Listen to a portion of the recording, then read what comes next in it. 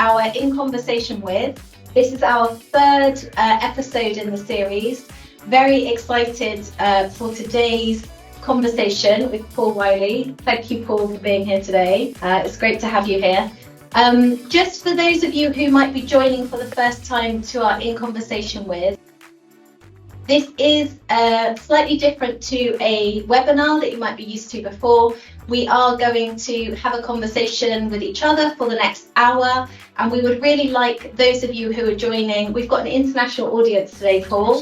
Very exciting. We've got obviously lots of you attending from the UK and the Channel Islands, but we also have attendees from Malaysia and other parts of the world, so it's very exciting. So good morning, good afternoon, good evening, wherever you are calling. I think we also have people from Taiwan as well. So it's a very exciting episode.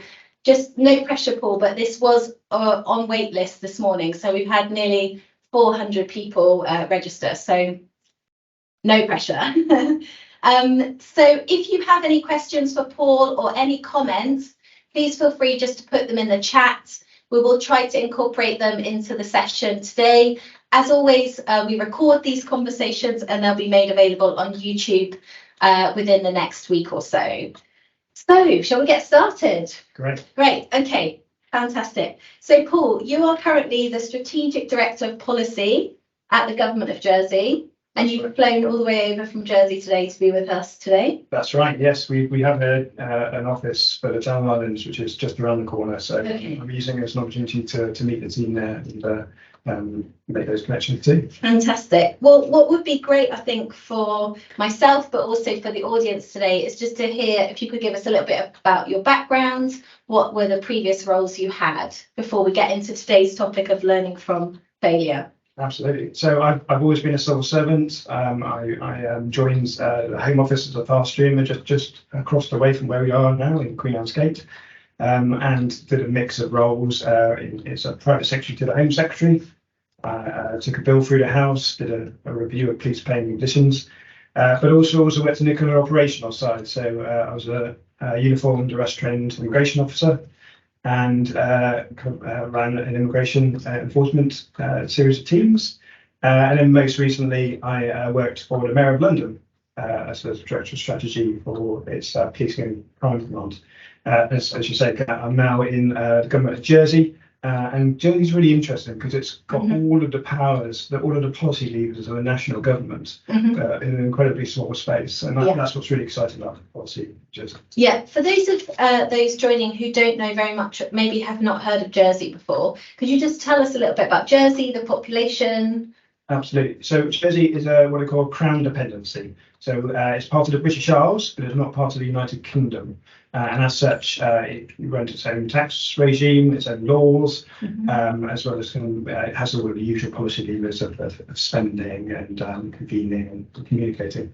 So it's, like I said, it's a really interesting place to do policy because you can actually see the real world effects on the 100,000 who live on the island, but also the many others who use it as an international finance centre. Okay, great. So I think it would be, before we get into you hearing about your specific experience of failure, I think it would be interesting to hear about what is failure, what's your understanding of failure, and why is it relevant to the public and the civil service, do you think? Absolutely. So for me, failure is a fundamental tenet of being human or any kind of animal. You know, none of us are born with the ability to walk. We stumble, we try, we fail, we learn and improve. None of us can ride a bike from birth. You know, learning and failing are interlinked. And so for me, being a bit of an optimist, failure is never the end point, or it's very, very rarely the end point. Failure is a step on the journey towards innovation and improving. As long as the original idea, original intent is good enough and strong enough, then in the main, we should see failure as a learning point that you then adapt and try something different. And I think when I was preparing for today, I was thinking about some of your notes and talking about how failure is linked to innovation. And I had never sort of thought about it like that before. But don't you feel like as sort of, children and then adults, we're taught that failure is something to avoid? If you think about our education system, when you fail an exam or you fail something, it's like you haven't, it's something very bad and something you have not been successful in. So, are we looking at failure in the wrong way, do you think? I think looking back at my own schooling, I do remember the times when I got things wrong and badly, much more than if I easily passed the test. And I think in hindsight, you take out that a lot of that's about I learned something from that, and I had to do something different the next time. Yeah.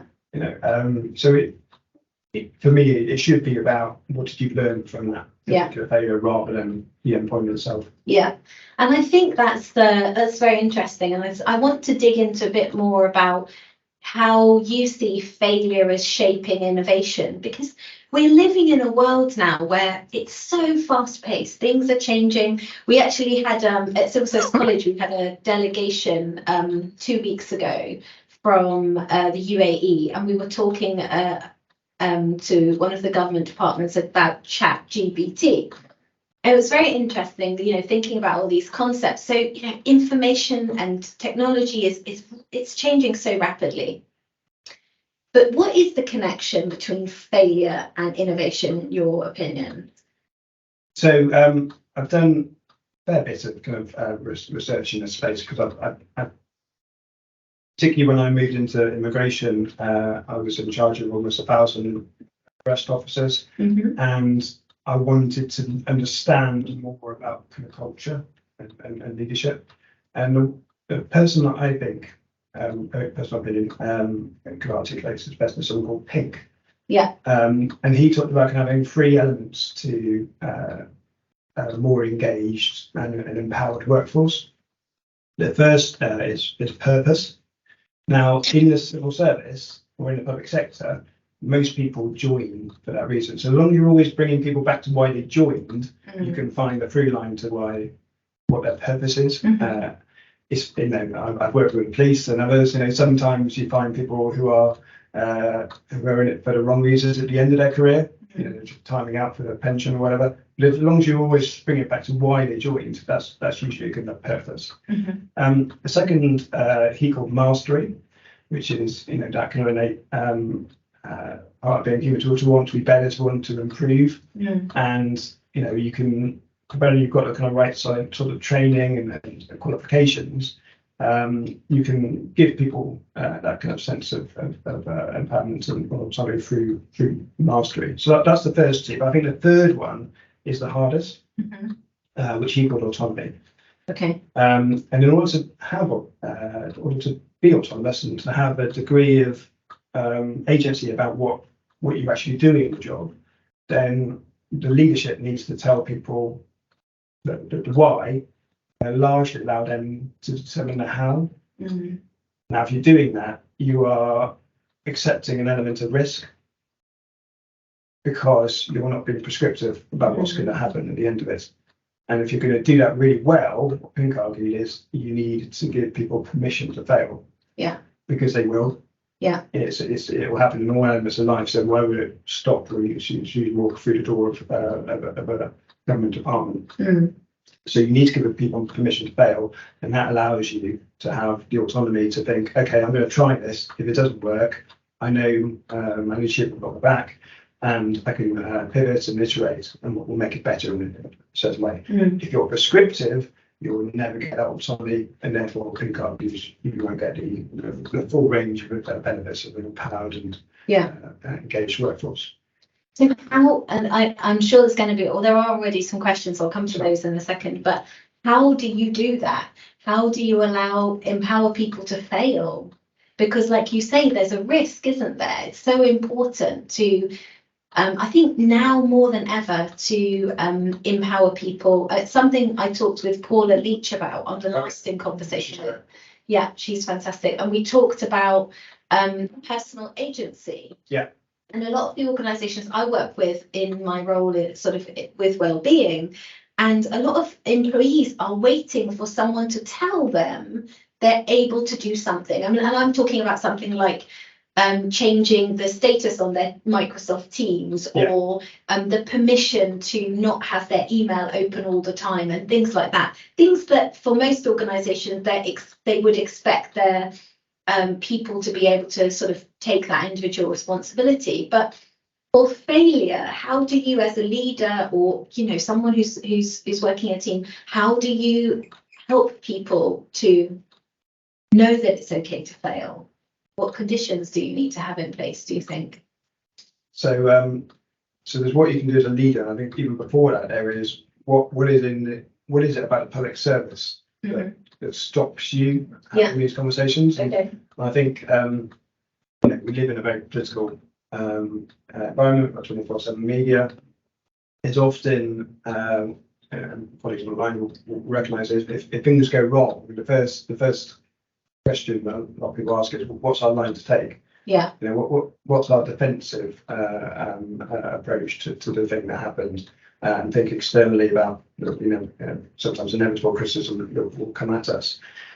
And I think because of that, you've got very heavy political media and public scrutiny. You've got an environment which kind of feels like it's kind of attacking you, like a Millwall tendency. And that's a very dangerous culture.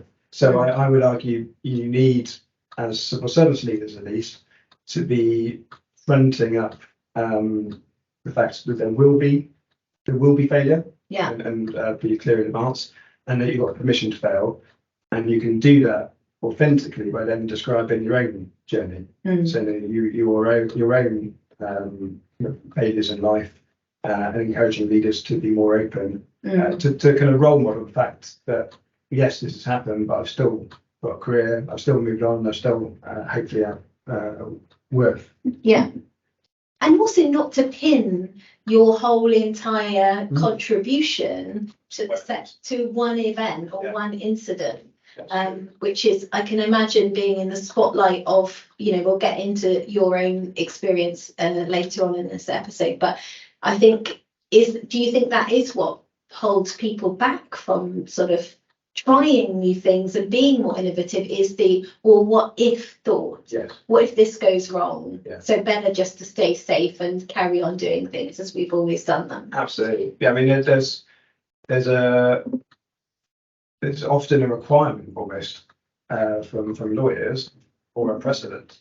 And if you're going against precedent, that's when you kind of enter a space of risk. So, particularly when you go through Parliament through crafting new laws, if you're doing something entirely innovative, that's a space that's kind of very risky. And I think, to your point around one event, equally, I think some people go through civil service life on the opposite. They're one event successes. Yeah. And that's a very binary way to look at life, isn't it? You're not successful in everything you do. So again, a good authentic leader should be able to say, yes, I've achieved this and this, but actually I'll also learn a lot from these events. Yeah. One of the things when we were looking at kind of culture, I kind of stumbled across the fact that this is new. In the Romans, we're pushing it a lot. See, there's kind of descriptions of when generals returned from a very successful battle. They made sure there was a slave standing behind them whispering, "Remember, you are mortal." Now, they did it in Latin, I can't speak Latin. But the point is, yes, you've got a great success right now, but it doesn't mean you're going to be able to repeat those same tactics. The precedents don't necessarily always lead to the same outcome in the future. And I think that's equally true of failure. And do you think, I'll ask this last question, then I'll come to the chat. So if you've got any questions or comments, please put them in the chat. Do you think we are now more open to discussing, I'm talking about the sector specifically, do you think people are more open to talking about failures than they were previously, and why do you think that might be? So I joined the UK Home Office in 2004,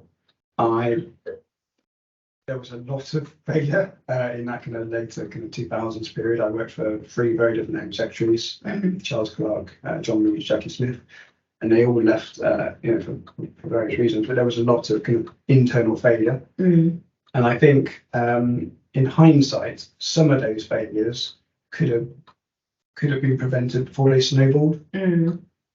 And to your question, yes, I think people are better at it. I don't think we've reached that kind of critical mass where it's a regular conversation.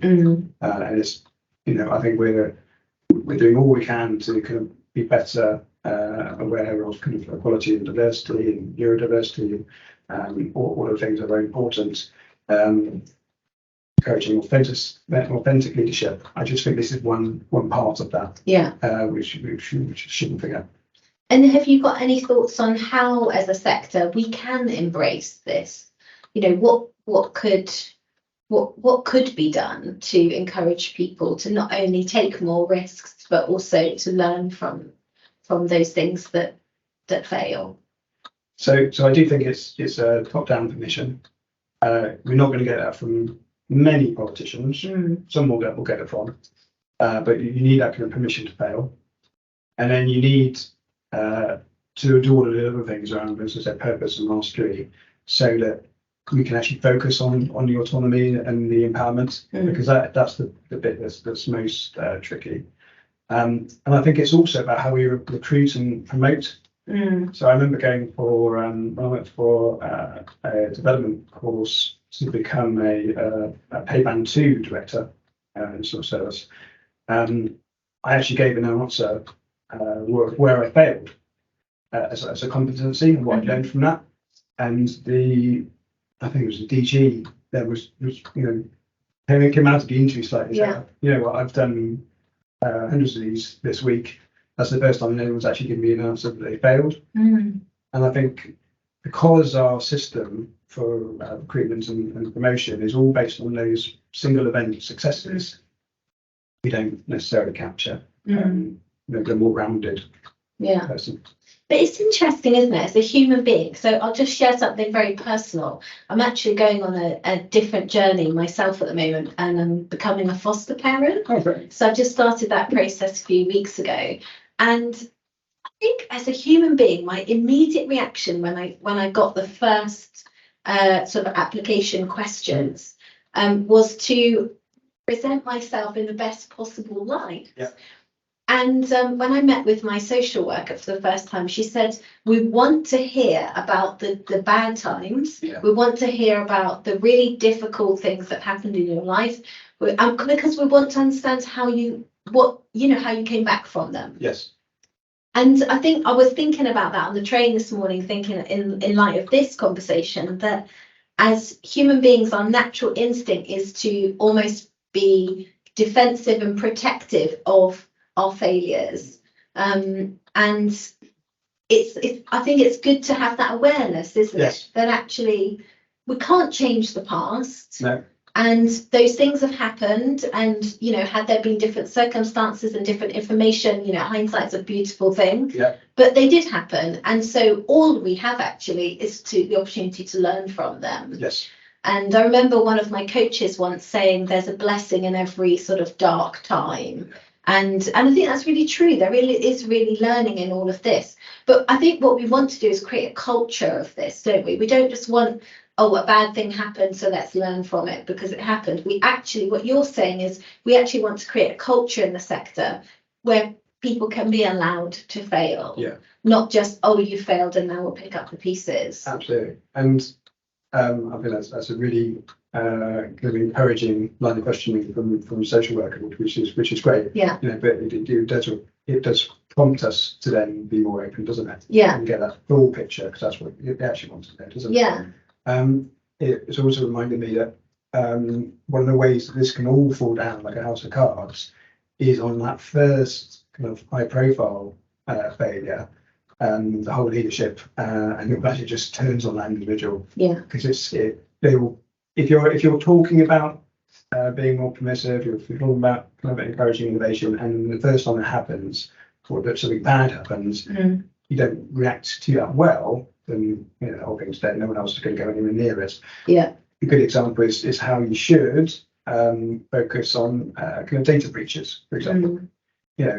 As a manager, as a leader, I always encourage my teams to say, firstly, thank you for bringing this to my attention.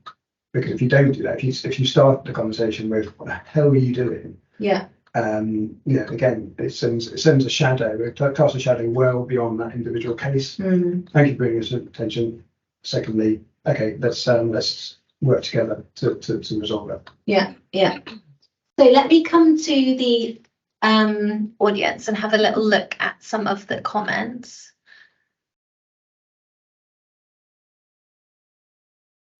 So there was a very interesting question. How do you learn from failure? Why don't you learn how to succeed? So I think that's the point. If you see failure as the end point, then you never get to the succeeding part. Failure for me is a stepping stone towards the eventual outcome rather than the outcome itself. And it's just a mindset thing, as well as you were saying, thinking about how that individual is then going to be known and treated by their peers forevermore. Yeah. So if I can talk about my own experiences in a moment, but I know that if my Director General hadn't stepped in and personally supported me during a particular incident, I would have felt very disinclined to ever try anything new again. Yeah. Just put your head down, blow parapets. Yeah. Just keep plodding onward at things that we've done for years, never try anything new, knowing in my heart though that it was never working. Yeah. It's a really important. And then Andrew says, isn't learning from failure a given though, as we cannot learn from doing everything correctly at the first point of call? The only way we learn is by improving on what's gone before, which hasn't had the desired outcomes. Yeah, I completely agree, Andrew. I think my point is that in the public service, that's not always recognised in advance and planned for. And Elaine says, is it possible to make steps to celebrating failure and innovation within an individual team, even if it's not in the wider culture of the organisation? Thinking about a team being a living demonstrator that might influence wider culture. Yeah, I think Elaine makes a very good point. We often have values in our organisation, and there's always some variation of being innovative. When it comes to awards, I've been in these kind of civil service awards myself. They tend to be the things that succeeded. Yeah. Don't always even think about when it is your team or something from learning for something and then adapting. Yeah, and we need to be so resilient now, don't we? And we need to be able to pivot very quickly. I mean, I think the last 3 years have taught us, every single one of us, that. So it would be, I think, to Elaine's point, it would be amazing to see some failure awards of some description. Maybe we don't call them failure awards, but that recognition that people have, because I think this is part of resilience, and being innovative and being a forward thinker and being somebody who's committed to doing things differently, which requires stepping outside your comfort zone and not just doing things the way we've always done them. Liz says failure is natural and all part of learning. Yeah, fail fast, learn fast. Great. Yeah. Thomas says, I think that if your original purpose is intrinsic, then you'll be able to pick yourself up quicker following failure. Yes. So thank you for sharing your comments. Any more comments and questions, just keep them coming in and we'll keep having a look at them. So I think it would be a great time now to talk about your own experience of failure, which I know resulted in an international, media storm, should we say, and political debate. So it will be, I think everyone's very keen to hear it from you, what happened, and then, what did you learn from it, and how, like you just said about your leader, how did they support you through that? Because I can imagine that was very, very challenging for you. Yeah. And this is just one example. And the reason I can talk about it more openly than most in the civil service is because all of the paperwork ended up going to Freedom of Information tribunals and getting released. So I fully appreciate that. I'm able to talk about things externally in a way that particular interesting that not always able to do internally. But yeah, I've failed lots of times. One particular time was back in about 2013 when I'd taken a decision to move from the Home Office headquarters, where I'd done private office and bills, into its operational arm, and became what they call the Director of Immigration Enforcement for London and the South of England. Got myself arrest trained. I was in uniform. Had about 1,000 immigration officers across the south of England, and what I found in that culture was incredibly hard-working, professional people. But over time, the organisation, the performance metrics had steered them to a particular type of activity, which was to arrest people forcibly and then forcibly remove them. But in order to, all of the performance metrics were around numbers.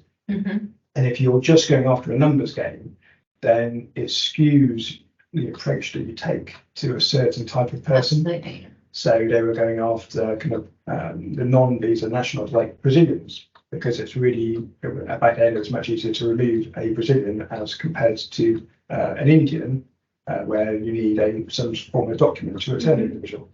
They were going after the people who were more in plain sight, because it was far easier to identify them than it was the people who were more criminal or in the black economy in some way. And they were often doing it in the dead of night, in unmarked vans, because it was much easier to catch them in bed at 3 a.m. than to do something high profile and catch far fewer people when they would have a wider notice. So as a result, we were probably arresting the people that the public might not care most about. We were going after the less criminal, as opposed to the most criminal, the rapists and murderers, the easy to remove rather than the ones who really needed to be removed. And so that all of that skewed how the teams were operating. And it's not their fault, it's just the way that the organisation was structured. So my argument was, actually, if it was ethically wrong to be doing that, going back to why people joined the organisation in the first place and their purpose, if you're going to use all these skills as mastery these people have built up, I'd far rather we were arresting the rapists and the murderers, forcibly detaining them and sending them back, which we worked out cost about £15,000 all in, as opposed to some individuals who were just caught here and just need a way back. So there was a really good immigration officer and her friends in our West London branch who had partnered with the local Gadara and were effectively helping people to return voluntarily. And that only cost £1,000. So a basic value for money proposition allows you to save an awful lot of money and also go after the worst people. So that's the hypothesis. It's a long, just to give you a bit of context. That's the environment we're in. My idea, the idea we worked out with the team is that we needed to do three things. One, we needed to make the threat of arrest more visible in order to make it to jolt some people out of the life that they've built here. Secondly, we needed to advertise that there was such a thing as a voluntary departure, because aside from certain groups around the country, it wasn't well known that you can even do that. And then thirdly, you needed to make it happen in a safe haven, so somewhere where it wasn't a trap. So that hence we can partner with churches, mosques, attending temples, etc. So that actually we were helping people to return voluntarily in a space that they recognised and felt safe in. So so far so plausible, so far hopefully so ethical and worthwhile.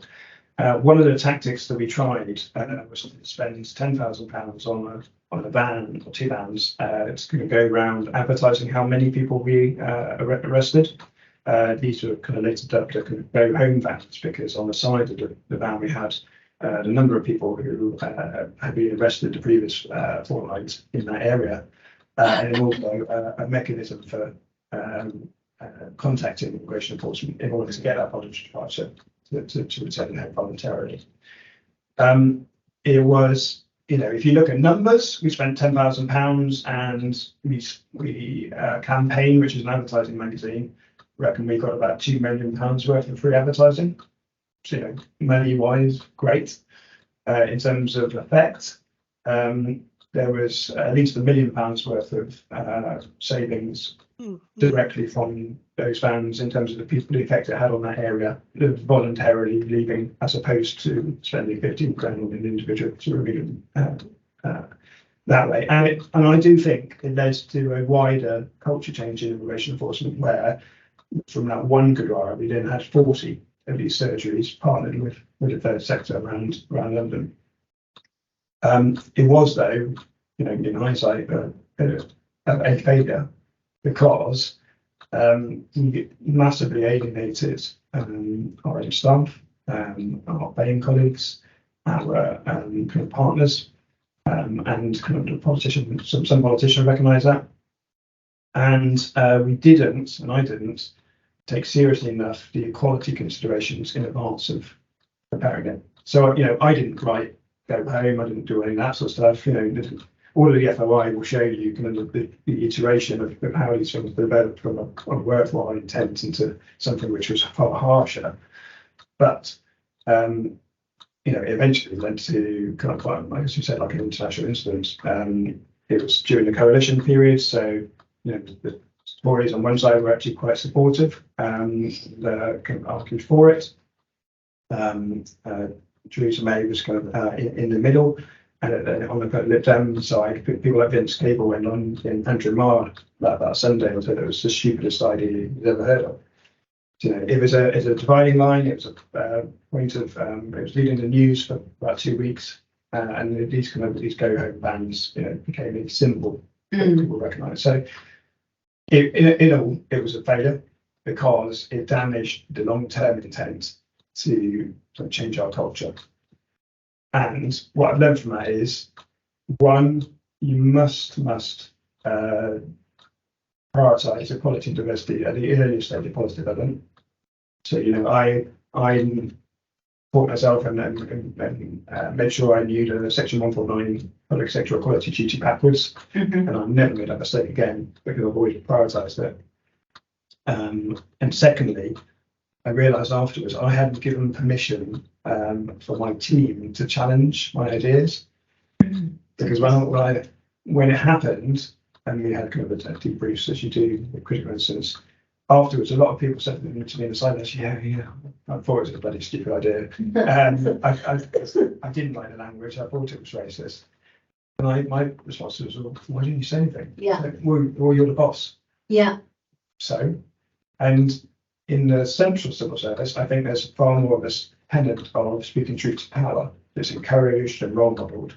You don't always get that in the operational rooms. And I hadn't done enough groundwork to say to my staff, just because I've got a good idea doesn't mean it's what I think is a good idea doesn't mean it is a good idea. Yeah. These days I don't fully trust people who always agree with me. I want people to be challenging constructively and making sure that we improve. So for me, failure could have been the end point, but I had a really supportive leadership group around me. They all saw it came from a good intent, and I rebuilt relationships with the community groups and with our own staff, so that actually we learned from that. We were able to increase voluntary departures, but in a kind of an ethical and equality way in the future. So the main message I wanted to get across here was, if that's just one example, you'll all have lots of your own examples of where this happened. Hopefully not quite causing some political incident or international debate. But if I don't speak about this sort of stuff, then you could have a very coloured view of my career, which is all successes. Yeah. posting generations, doing interesting things.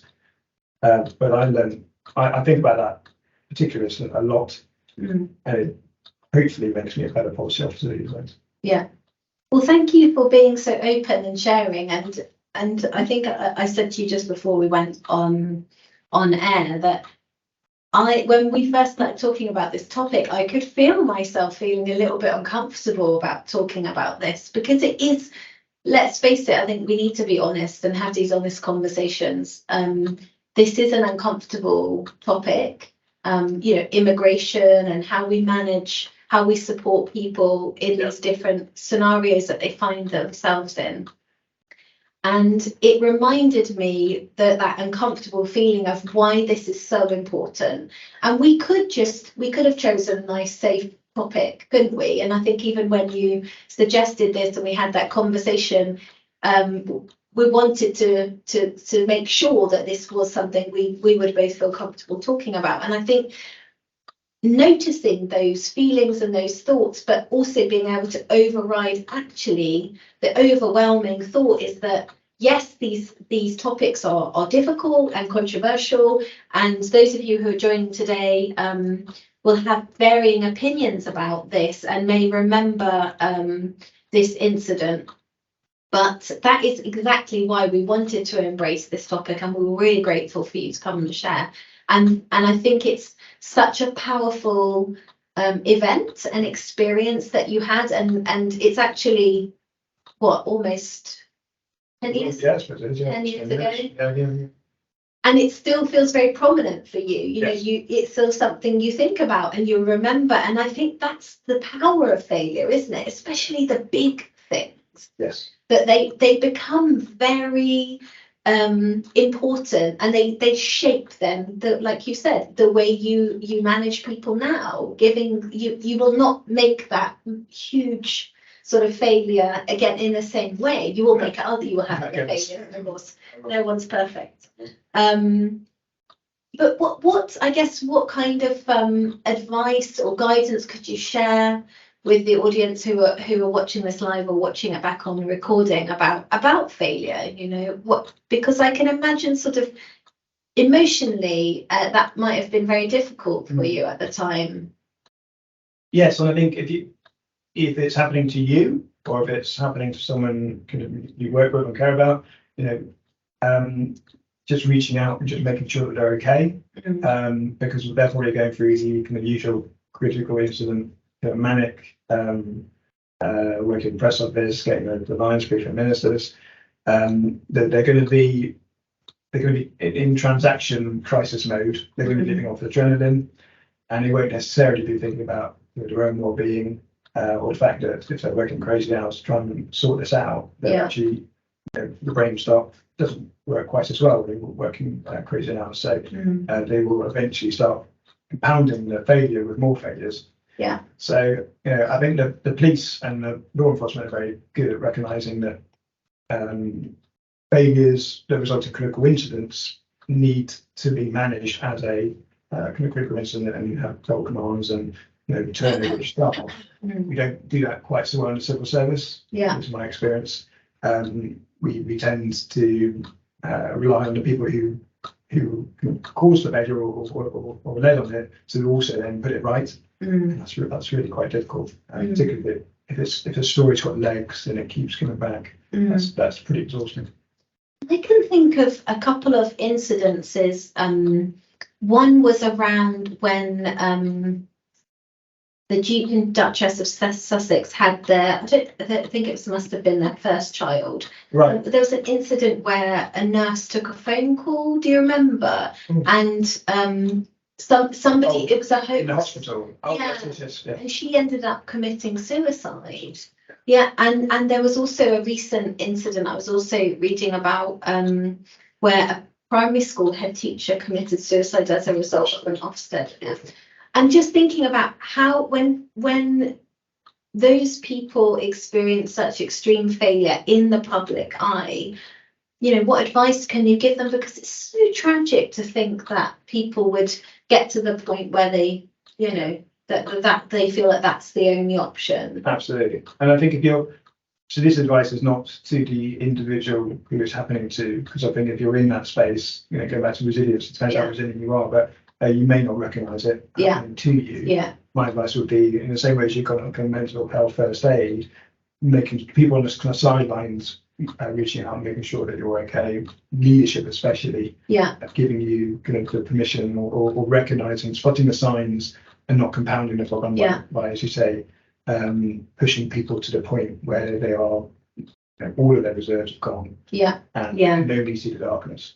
And I think this is where, what Paul Wylie was talking about in episode 2 about human leadership and us being more empathetic, and rather than the judgmental side of us coming out so quickly, because it's very easy, isn't it, to judge somebody for their actions, but actually taking a sort of more empathetic human leadership approach and saying, well, why might they have made those decisions? And actually, rather than being very quick to judge and possibly even reprimand somebody, but actually, playing a more supportive role, which might potentially change the outcome of that individual's sort of decisions and actions. Absolutely.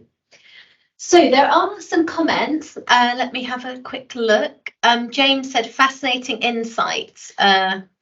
Did you find that afterwards you overcorrected by becoming risk adverse for a while? And how did your senior management react at the time? Did they support you? James is right. Yes, for a while I won't give away. And then in that case, I'm not going to put my head something power back for a bit. Because I had good empathetic leadership, particularly in my direction, but then Easter. It meant that he brought me out of that and recognised that I wouldn't be enjoying my job if I didn't want to improve it. That's why a lot of people join some service, because you want to make a difference. Absolutely. So if you're just coasting, then you've got lost along the way.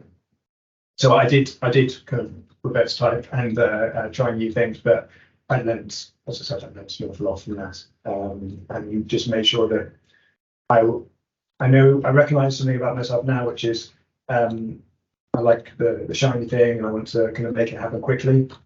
And I need people around me to challenge constructively whether it's a good idea in the first place, and B, make sure that we do all of the preparatory work to get it right. We haven't leapt into something which is easily predictable, if only we just taken the time to do it. So I think innovation, I mean, someone put in the chat, think fast, break things, is that Facebook motto, isn't it? I would just be a bit more cautious these days on speed, on the fastness.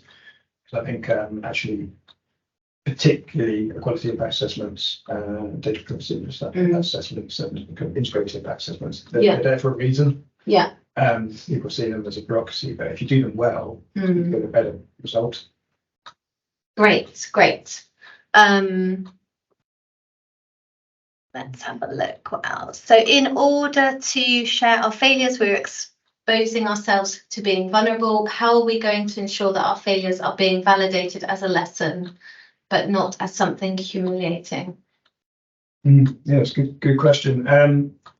I think, again, it goes back to kind of, in leadership terms, it's that kind of authentic and empathetic leader. And you don't, when I say leader, I'm not talking about the hierarchy here. Anyone could be a leader. Making sure that the team around you, you've got people who are better able to spot those sort of things, because we're all slightly different, aren't they? We've all got different types. Making sure that there's people around you that can spot when the well-being aspect is very nice. And we have here from Stephen, isn't one of the problems that ministers overpromise on what policies, initiatives will deliver, and then get forced into justifying relative failure rather than being honest at the outset that the policy or initiative may not work or carry significant risks? Yes, so I do agree, Stephen. So when I try and put myself in the minds of ministers and politicians, I've worked with quite a few. Again, they come in for the right reasons. They want to improve things, and they have a much shorter time period than we do in terms of delivery. So they will be pushing us to be impatient. Now, for me, that doesn't necessarily mean they want us to say yes to everything. The really good Home Secretaries I work for, so I mentioned a few. What I noticed about them is that they actually encouraged people to challenge them. And again, distrusted people who always said yes. Yeah. That yes person will eventually get them into trouble. Yeah. Because they'll overpromise and under-deliver. It's a politician who cops them. Yeah. So I think, Stephen, that if you haven't already, there are quite a few different courses out there for those sort of things. Civil Service College does a lot. The Royal Academy of Dramatic Arts, RADA, do an excellent course on how to speak truth to power. And one of the things you kind of learn through these is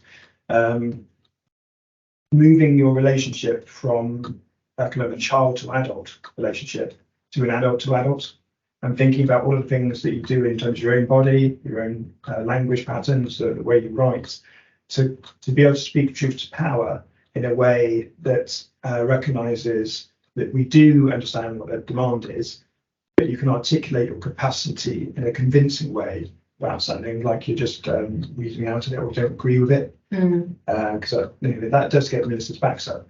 So if you can play back their demand, that you understand it, and you can articulate what realistic capacity looks like for delivering it, then you can then hopefully get into an adult conversation. Doesn't always work. Politicians are human as well. Yeah. But you should certainly try. Yeah. It's a good reminder, politicians are humans, isn't it, for all of us? I just want to address Andrew's comment, because I think it's a very important one. So Andrew just very kindly reminded us that actually it's much better to say died by suicide. Yes. So thank you, Andrew, for saying that. Thank you for being brave enough to share that. Yeah. That's doesn't take away from the sadness of those situations. And I think we're all learning, aren't we? And terminology is very important. So I really appreciate that comment. Just wanted to make that point. So we have about 10 minutes left. So if you have any final sort of questions or comments, this is your opportunity to put them in the chat. My sort of, to try and bring this to a close, Paul, I just want to ask you, we've covered a little bit of practical things, but I think it's always good to finish these in conversations with, well, this has been an interesting conversation. Somebody had to leave early and said that they were very much looking forward to the rest of the recording. So I'm glad that people are finding it useful. But actually, practically, how, as individuals and leaders working in the public sector and the civil service, how do we ourselves learn from failure, and how do we encourage others, empower others to do that? Have you got any practical ways that people can do that? So there's no kind of sparkling toolkit for this. What a shame. What I would encourage us all to do is acknowledge it. Yeah. As again, when I say leader, I mean everyone.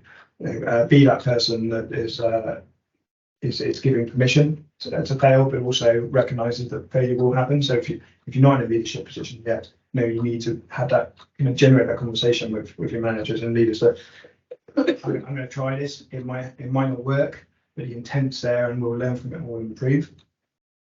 And then at the other end, when you're giving that culture, just be incredibly mindful of the first example of when that failure does happen, because as I said, it would all fall down like a house of cards if you're not really there. So two things there: A, thank you for bringing this to my attention, and really do mean that, and just say it. And then B, how can we bring it? How can we learn from this? How can we solve this particular immediate issue, and make sure that we learn from it in the future? So it's never going to be an all size fits all response to these things, but being more mindful and responding well to it is what I would encourage people to do. Yeah, and perhaps even as individuals, maybe this conversation has inspired people to be a bit more innovative and take,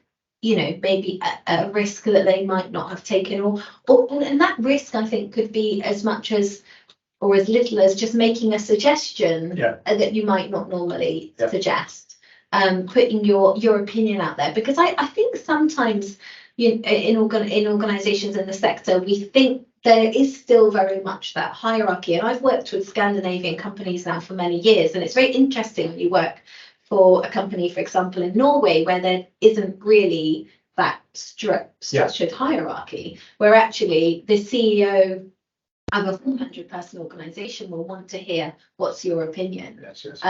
So it's a very different sort of culture. But maybe, for those who are listening, just have a think about how you as an individual can take one step, whether that's, like I said, voicing your opinion or putting a suggestion forward.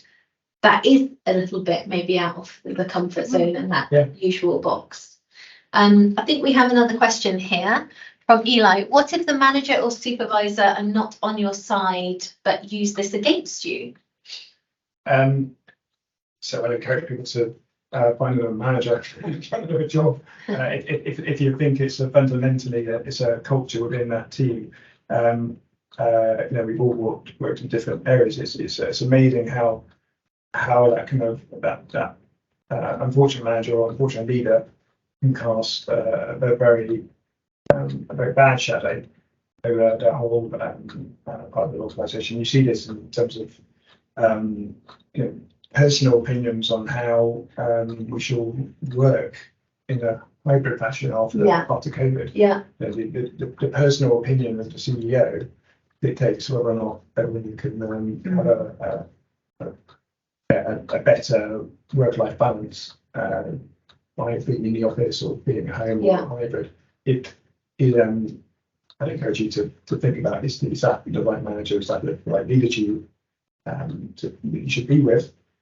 Now, I say that I fully appreciate that's not an easy choice, but if you can't do that, then I'd encourage you to think about what's the team around you, who can give you that support, and can think about perhaps in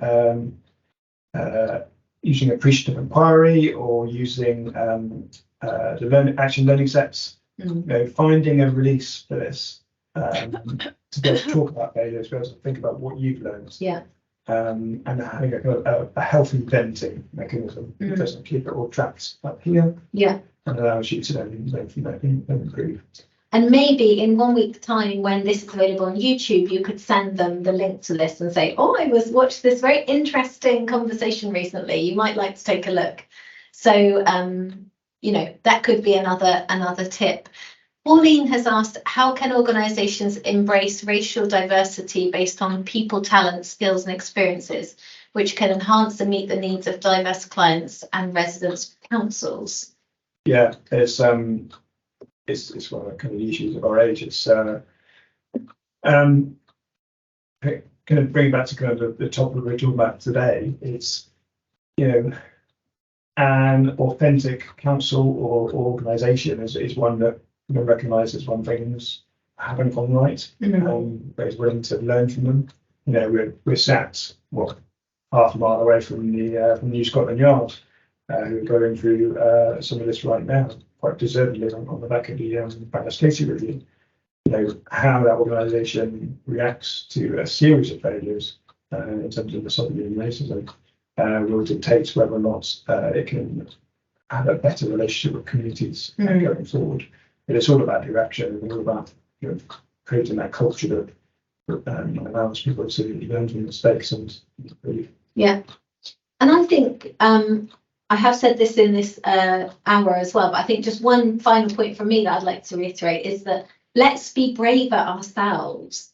Because yes, we might have some leaders that are stifling us in some areas. That will always be the case. But if we, I think sometimes we don't know until we step out of that sort of comfort zone. So if we are braver as individuals, we can, I think that goes some way to starting to help make the journey of the sector to become more innovative and more responsive. So I think we're almost there, Paul, and I've just seen a few messages saying thank you for sharing your experience. Like I said, I think this was one of the most this was a little bit controversial today. This was probably one of the most uncomfortable conversations we've had in our series so far, but very, very important and worthwhile. And I can't thank you enough for taking the time to come over to us today. And thank you all for joining live, to those of you who are joining, and for those of you who are watching the recording later on. Thank you again. Yes, who said that? Let's be braver. Yes, that's the takeaway for today. Thank you all for joining so much, and look forward to seeing you again on the next episode. Have a wonderful rest of your day and take care. Thank you. Thank you.